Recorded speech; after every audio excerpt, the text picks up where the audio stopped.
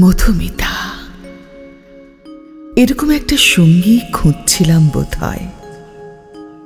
তারপর কি যে হলো, ঘুম থেকে উঠেই বুকের উপরের খোলা বইটা বন্ধ করে দিলাম। কখন যে তোমাকে পড়তে পড়তে ঘুমিয়ে পড়েছিলাম তার মনে করতে পারছি না। হ্যাঁ, মনে পড়ে গেল, তোমার চরিত্রটা বেশ ভালো লাগছিল।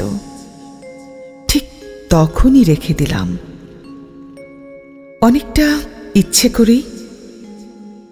ভালো লাগা এ পর্যন্তই থাক। তোমাদের পরের চেহারাটা এখন আর দেখতে ইচ্ছে হয় না।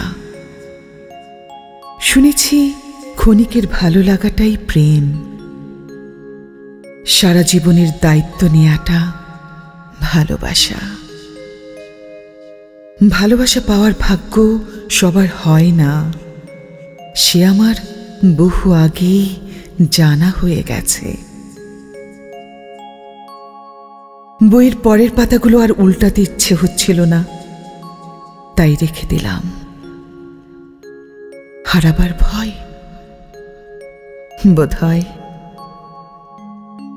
তোমাকে এভাবেই মনে রাখবো মধুমিতা, এভাবেই।